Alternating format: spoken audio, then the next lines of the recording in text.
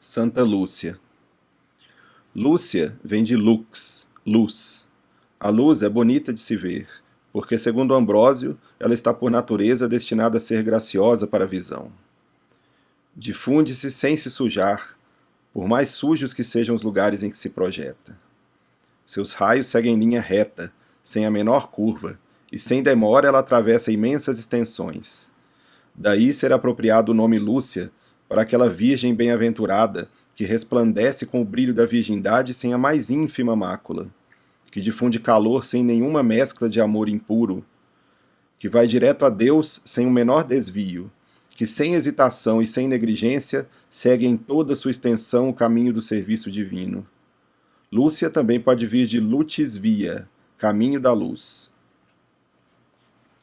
Lúcia, virgem de Siracusa, de origem nobre, ouvindo falar por toda a Sicília da celebridade de Santa Ágata, foi até o túmulo dela com a mãe, Eutícia, que havia 4 anos sofria de hemorragias sem esperança de cura. Naquele dia, lia-se na missa a passagem do Evangelho na qual se conta que o Senhor curou uma mulher que padecia da mesma doença.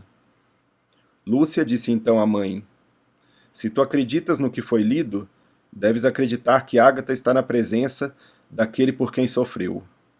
Portanto, tocando seu túmulo com fé, logo estarás totalmente curada."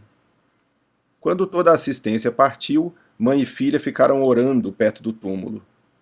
O sono apossou-se de Lúcia, que viu diante dela, de pé, Ágata, rodeada de anjos e ornada de pedras preciosas, dizendo-lhe: "Minha irmã Lúcia, virgem toda devotada a Deus, por que pedes a mim o que tu mesma podes conseguir neste instante para tua mãe?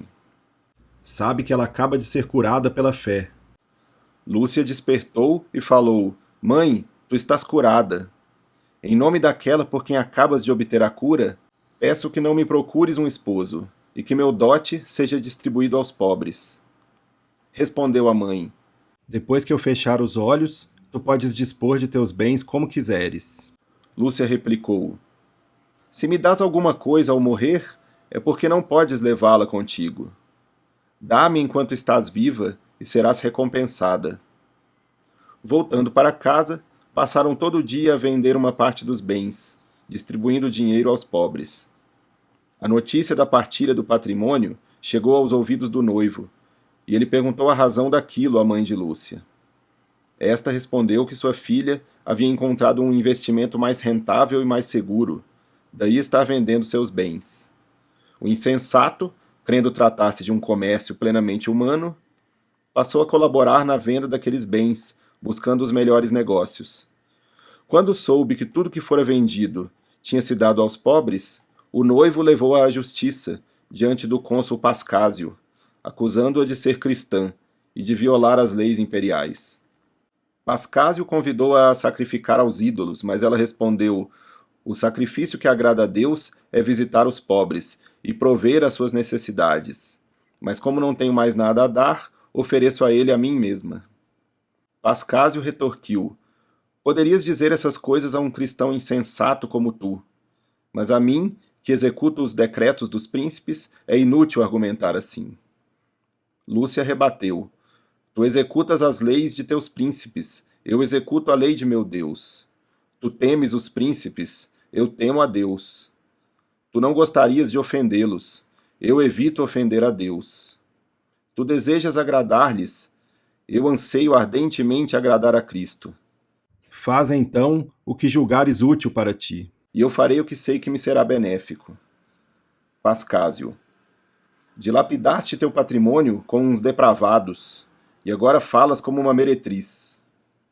Lúcia retrucou: "Pus meu patrimônio num lugar seguro, e nunca conheci os que depravam espírito e corpo."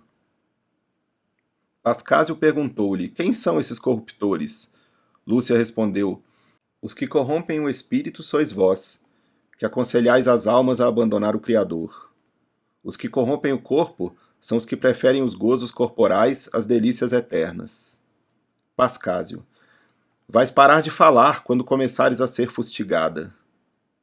Lúcia: "As palavras de Deus nunca terão fim." Pascásio: "Então tu és Deus?" Lúcia, eu sou escrava do Deus que disse: quando estiverdes em presença de reis e de juízes, não vos preocupeis com o que tiverdes a dizer. Não sereis vós a falar, pois o Espírito Santo falará por vós. Tornou Pascásio: então o Espírito Santo está em ti. Lúcia respondeu: os que vivem em castidade são templos do Espírito Santo. Pascásio: então vou mandar que te levem a um lupanar, para que sejas violada e percas o Espírito Santo. Lúcia: o corpo só é corrompido se o coração consentir. Porque se me fizeres violentar, será contra minha vontade, e ganharei a coroa da castidade. Jamais terás meu consentimento. Eis meu corpo, ele está disposto a toda sorte de suplícios. Por que hesitas? Começa a me atormentar, filho do diabo. Então Pascásio mandou vir uns depravados, aos quais disse: convidai o povo todo, e torturai-a até que esteja morta. Mas quando quiseram levá-la, o Espírito Santo a fez ficar imóvel e tão pesada que não conseguiram forçá-la a se mover. Pascásio mandou chamar 1000 homens e amarrar seus pés e suas mãos, mas eles não foram capazes de movê-la de modo algum. Aos 1000 homens acrescentou 1000 parelhas de bois, mas a Virgem do Senhor permaneceu imóvel. Então convocou feiticeiros para movê-la com seus sortilégios, mas eles nada conseguiram. Pascásio então perguntou: que malefícios são esses? Por que uma moça não é movida por 1000 homens? Lúcia respondeu: não são malefícios, e sim benefícios de Cristo. E ainda que acrescentasses 10.000 homens, não me verias menos imóvel. Acreditando Pascásio na opinião segundo a qual se poderia livrar uma pessoa de malefícios jogando urina sobre ela, mandou que se fizesse isso com Lúcia, mas ela continuou sem se mover. Furioso, Pascásio mandou acender em torno dela uma grande fogueira e jogar em seu corpo óleo fervendo, misturado com pez e resina. Depois desse suplício, Lúcia exclamou: obtive uma trégua no meu martírio para que os crentes não tenham medo de sofrer e os incrédulos tenham mais tempo para me insultar. Vendo Pascásio irritadíssimo, seus amigos enfiaram uma espada na garganta de Lúcia, que apesar disso não perdeu a palavra. Eu anuncio a ti que a paz foi restituída à igreja, porque hoje Maximiano acaba de morrer e Diocleciano de ser expulso do seu reino. Da mesma forma que minha irmã Ágata foi eleita protetora da cidade de Catânia, assim também foi eleita guardiã de Siracusa. Enquanto a Virgem assim dizia, chegaram os funcionários romanos que prenderam Pascásio, agrilhoaram-no e levaram-no ao César, pois este ficara sabendo que ele tinha saqueado toda a província. Chegando a Roma, ele compareceu diante do Senado, foi declarado culpado, condenado à pena capital e executado. Quanto à Virgem Lúcia, não foi tirada do lugar em que sofrera, e só rendeu o espírito depois que alguns sacerdotes lhe deram o corpo do Senhor. Então todos os presentes disseram amém. Ela foi sepultada naquele mesmo lugar, onde se construiu uma igreja.